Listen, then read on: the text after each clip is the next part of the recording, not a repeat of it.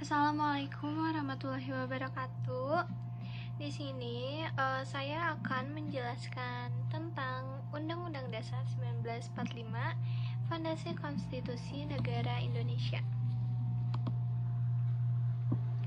Undang-Undang Dasar 1945 merupakan dokumen konstitusional yang menjadi dasar hukum tertinggi bagi negara Indonesia.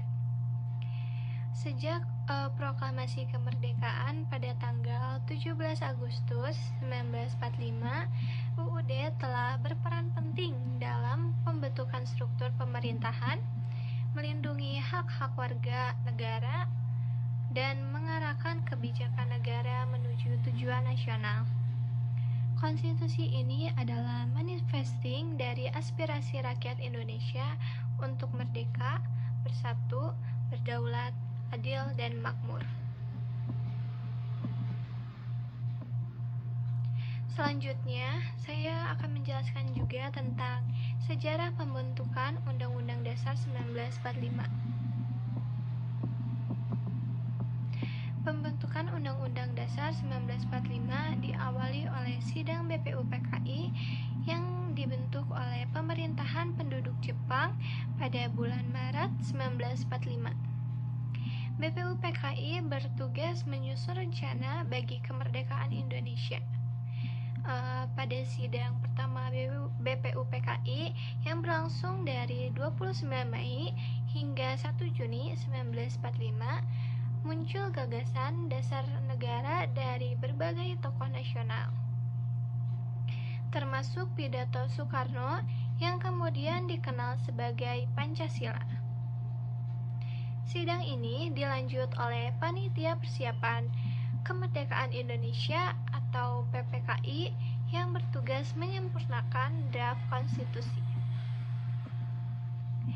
Pada tanggal 18 Agustus 1945, sehari setelah proklamasi kemerdekaan, PPKI mengesahkan Undang-Undang Dasar 1945 sebagai konstitusi pertama Indonesia. Konstitusi ini disusun dengan prinsip-prinsip yang menjunjung tinggi kedaulatan rakyat, persatuan bangsa, dan keadilan sosial. Selanjutnya itu ada struktur dari isi UUD 1945.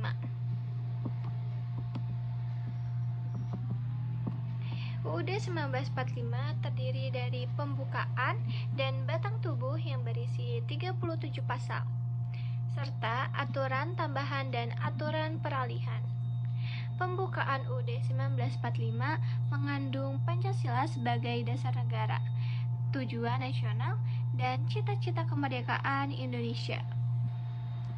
Batang tubuh UUD 1945 mengatur berbagai aspek pemerintahan dan kehidupan berbangsa dan bernegara, termasuk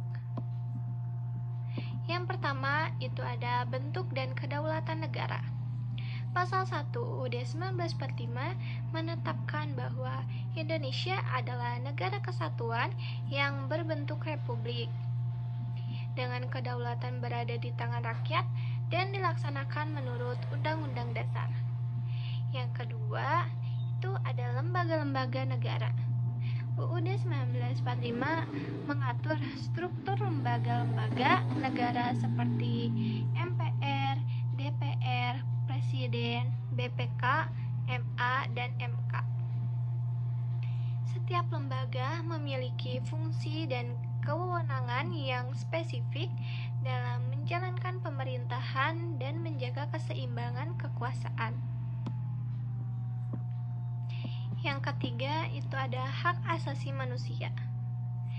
Bab 10A yang ditambahkan melalui amandemen UUD 1945 mengatur tentang hak asasi manusia yang harus dihormati, dilindungi, dan dijamin oleh negara.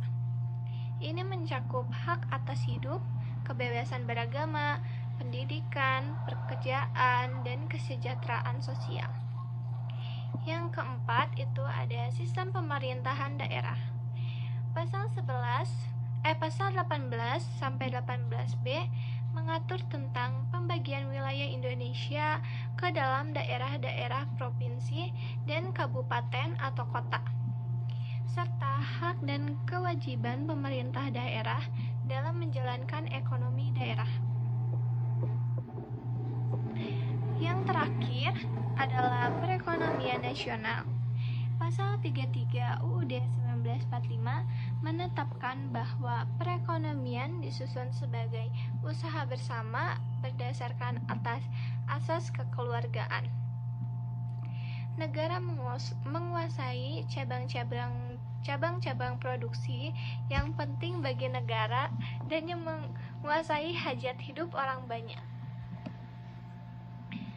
Selanjutnya saya akan menjelaskan amandemen UUD 1945.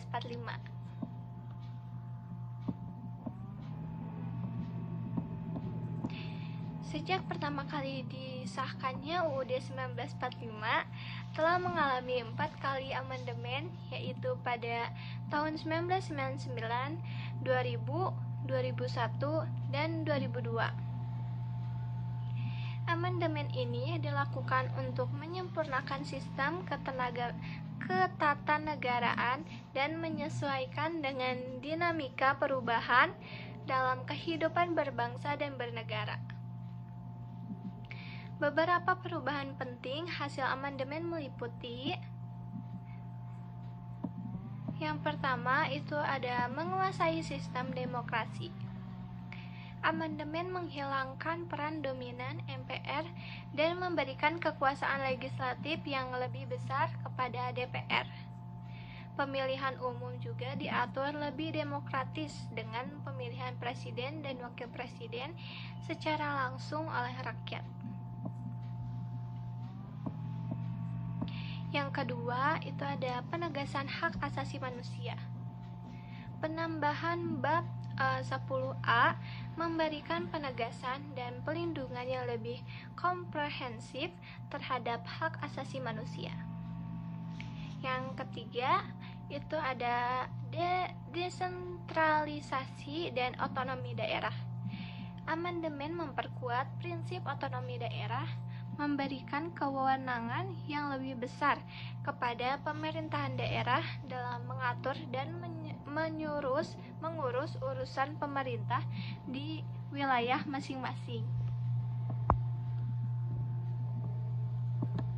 Selanjutnya, saya akan menjelaskan juga tentang tantangan dan masa depan UUD 1945.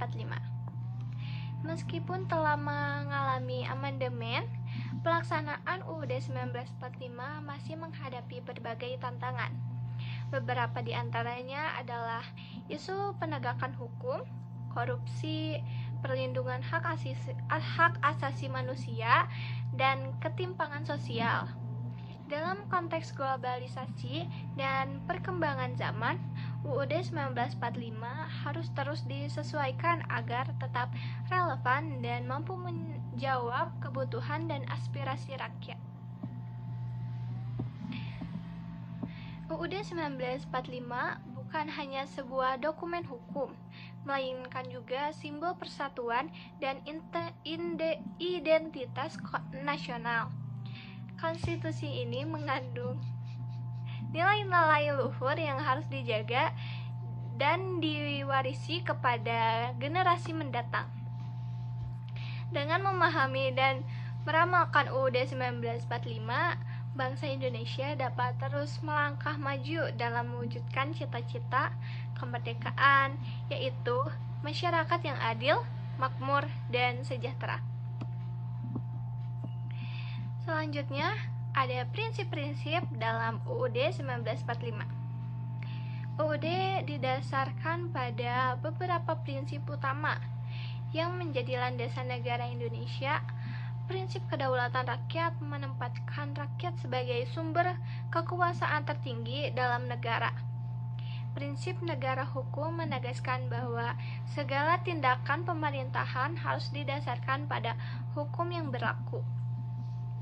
Prinsip kebinekaan dan persatuan penggarisbawahi pentingnya memelihara keragaman budaya, agama, dan suku bangsa dalam bingkai persatuan nasional. Selanjutnya itu ada implementasi UUD 1945 di Indonesia. Implementasi UUD 1945 menjadi tantangan yang berkelanjutan bagi negara Indonesia. Berbagai periode sejarah serta era Orde Baru dan Reformasi menyaksikan perubahan-perubahan dalam interpretasi dan implementasi UUD 1945. Dokumen ini telah mengalami beberapa kali amandemen untuk menyesuaikan dengan dinamika sosial, politik, dan ekonomi yang terus berkembang di Indonesia. Selanjutnya, ada makna dan pentingnya UUD 1945 bagi masyarakat Indonesia.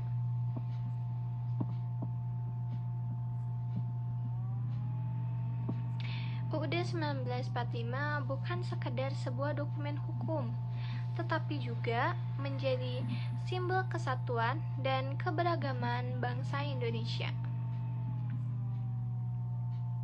Dokumen ini memperkuat identitas nasional serta memberikan arah bagi pembangunan nasional yang berkelanjutan. Pentingnya memahami UUD 1945 bagi setiap warga negara adalah untuk memastikan berkelanjutannya dan kemajuan negara Indonesia yang berdaulat, adil, dan makmur.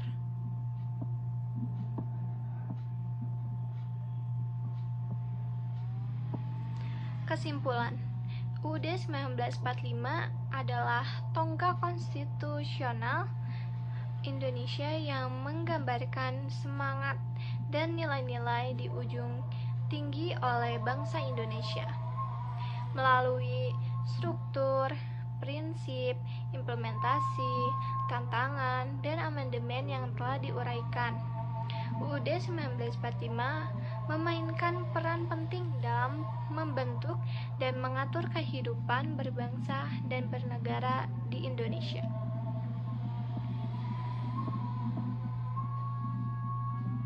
Oleh karena itu, memahami, menghormati, dan menjaga UUD 1945 adalah kewajiban bersama untuk mencapai cita-cita bangsa Indonesia menuju masyarakat yang adil dan makmur. Demikian, UUD 1945 tetap menjadi panduan utama dalam menjalankan negara Indonesia berdasarkan hukum dan keadilan bagi seluruh rakyat Indonesia. Sekian penjelasan dari saya. Mohon maaf bila ada kesalahan. Wassalamualaikum warahmatullahi wabarakatuh.